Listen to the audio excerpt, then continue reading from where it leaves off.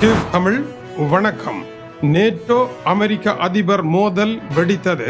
அமெரிக்க அதிபர் தோல்வியில் இருப்பதனால் அவருடைய இடத்திற்கு ஜேடி வேன்ஸை கொண்டு வருவதற்கு அமெரிக்க ஊடகங்கள் புதிய நாடகத்தை ஆரம்பித்தன. முதலாவது, நேட்டோவினுடைய செயலர் மார்க் ரூட் அமெரிக்க அதிபர் டொனால்ட் ட்ரம்பை 2 மணி நேரங்கள் சந்தித்து பேசி இருக்கின்றார். அதன் பின்னர் இந்த வெடிப்பு நிலை உருவாகி இருக்கின்றது. தாங்கள் நேட்டோவிற்கு உதவி செய்ய நேட்டோ தங்களுக்கு உதவி செய்யவில்லை என்றும், தாம் கை கொடுக்கின்ற பொழுது தமக்கு பதிலாக கை கொடுக்க மறுக்கின்ற நேட்டோ அமைப்புடன் மறுபடியும் எதற்கு உறவு என்று டொனால்ட் ட்ரம்ப் கேட்கின்ற கேள்விகளில் நியாயம் இருக்கின்றது என்று நேட்டோவினுடைய செயலர் மார்க் ரூட் தெரிவிக்கின்றார். எனவே முடிவுதான் என்ன? டொனால்ட் ட்ரம்ப் நேட்டோ மோதல் வெடித்திருக்கின்றது. டொனால்ட் ட்ரம்பினுடைய பழிவாங்கும் அரசியலை நேட்டோவிற்கு எதிராக அவர் ஆரம்பித்து விட்டார் என்று வால் ஸ்ட்ரீட் ஜேர்னல் அதிர்ச்சி செய்தி வெளியாகி இருக்கின்றது.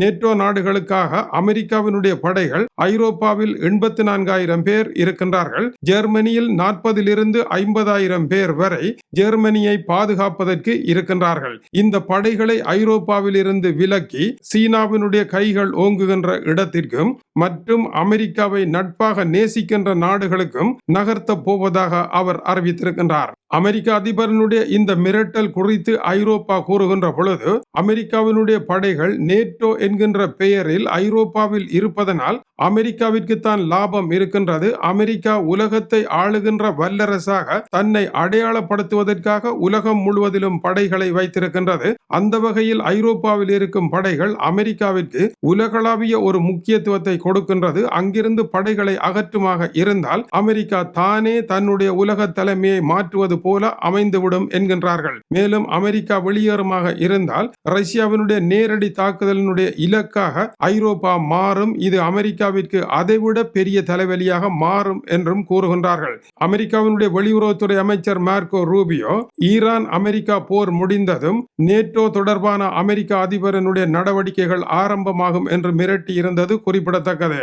அமெரிக்காவிற்கு உதவ மறுத்த நேட்டோ நாடுகளில் சில நாடுகளை டொனால்ட் ட்ரம்ப் மிகவும் ஏமாற்றமாக பார்க்கின்றார். இதனால் அவர் தன்னுடைய கருத்தை மாற்றி நேட்டோவில் இருந்து விலக முயற்சி எடுக்கின்றார் என்றும் மார்க் ரூட் கூறுகின்றார்.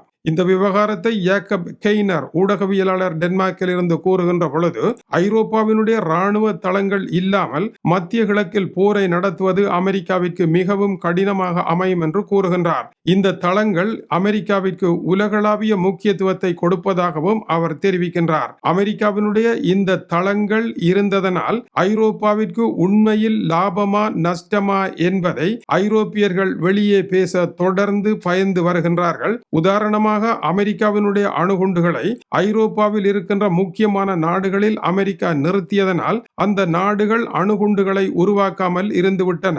அமெரிக்க அணுகுண்டுகள் எங்களுக்கு பாதுகாப்பு என்று. இப்பொழுது அமெரிக்கா அந்த அணுகுண்டுகளை தூக்கி விடுமாக இருந்தால் இந்த நாடுகள் எதுவும் இல்லாத நிலைக்கு வரும். அரசனை நம்பி புருஷனை கைவிட்ட கதை போல இந்த நாடுகள் அமெரிக்காவை நம்பி ஏமாந்து விட்டன. இந்த நாடுகள் அணுசக்தி வல்லரசுகளாக வரவிடாமல் தடுப்பதற்காகவே அமெரிக்கா தன்னுடைய அணுகுண்டுகளை ஐரோப்பாவில் சில நாடுகளில் நிறுத்தி இருக்கின்றது என்பதை ஐரோப்பா காலம் கடந்து கண்டுகொண்டு தன்னுடைய கையை தானே கடித்தபடி இருப்பது தனி ரகசியமாக இருக்கின்றது. இதேவேளை ஈரான் போருக்கு பின்னர் டொனால்ட் ட்ரம்ப் தோல்வியடைந்த நிலையில் இருக்கின்றார். ஆகவே தொடர்ந்து அமெரிக்க அரசியலில் அவருக்கு ஓர் எதிர்காலம் இல்லை என்றால் ரிப்பப்ளிக்கன் கட்சி எப்படி அதிகாரத்தை தக்க வைப்பது, அடுத்தது யார் என்பதற்கு ஜேடி வேன்ஸ் சிறந்த தலைவர் என்று இப்பொழுது கூற ஆரம்பித்திருக்கின்றார்கள்.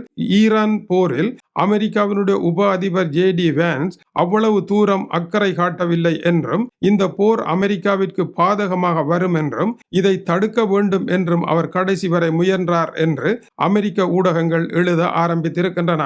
அமெரிக்க அதிபர் டொனால்ட் ட்ரம்ப் ஒரு சர்வாதிகாரி என்றும், ஈராக் போர் நடைபெற்ற பொழுது அது தவறான போர் என்றும் ஜேடி வேன்ஸ் கூறியிருக்கின்ற காரணத்தினால் அவர் ஒரு முக்கியமான தலைவராக வருகின்றார். எதிர்வரும் 2028 நடைபெற இருக்கின்ற அமெரிக்க அதிபர் தேர்தலுக்கு அவரே பொருத்தமானவர் என்று எழுத தொடங்கி இருக்கின்றார்கள். ஜேடி வேன்ஸை பொறுத்தவரையில் ஈரானை தாக்க கூடாது, இந்த போரில் அவர் அவ்வளவு ஊக்கம் காட்டவில்லை, அமெரிக்க அதிபர் போரை தொடங்குவதனால் அவர் உப அதிபர் என்ற காரணத்தினால் அதற்கு ஆதரவு போல தோற்றத்தை காட்டினாலும் அவருடைய அடிமனதில் அவர் அதை விரும்பவில்லை என்றும் எழுதியிருக்கின்றார்கள்.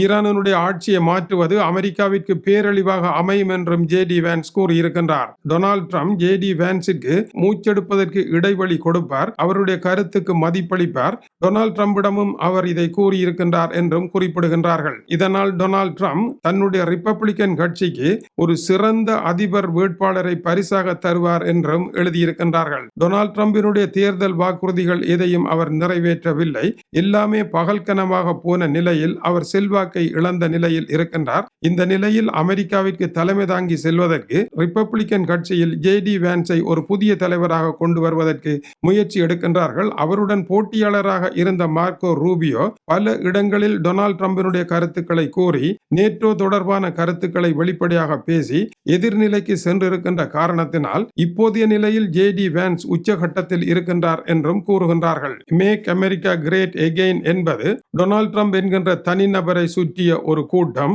டொனால்ட் ட்ரம்பினுடைய அரசியல் முடிந்துவிட்டால் அவர்களுடைய காலமும் முடிவடைந்துவிடும். ஆனால் அமெரிக்காவை முதலாவது இடத்தில் கொண்டு வருகின்ற இந்த போரை ஜேடி வேன்ஸ் முன்னெடுப்பதற்கு பொருத்தமானவராக இருப்பார் என்றும் அந்த ஊடகம் எழுதியிருக்கின்றது. அதேவேளை எதிரணியான டெமோக்ராட் கட்சியிலும் ஆனமான தலைவர்கள் இல்லாத நிலையில் அவர்கள் இருக்கின்றார்கள். இதனால் ரிப்பப்ளிக்கன் கட்சி மீண்டும் அதிகாரத்தை கைப்பற்றுவதற்கு வாய்ப்பு இருக்கென்றும் எழுத தொடங்கி இருக்கின்றார்கள்.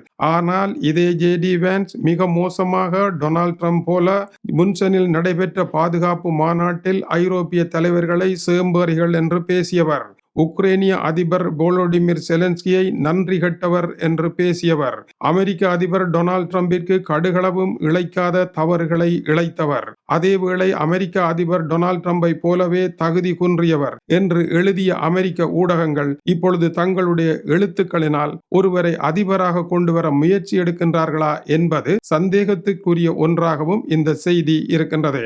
இது டியூப் தமிழனுடைய உலக செய்திகளுக்காக டென்மார்க்கில் இருந்து கீசே துறை. வணக்கம் உறவுகளே.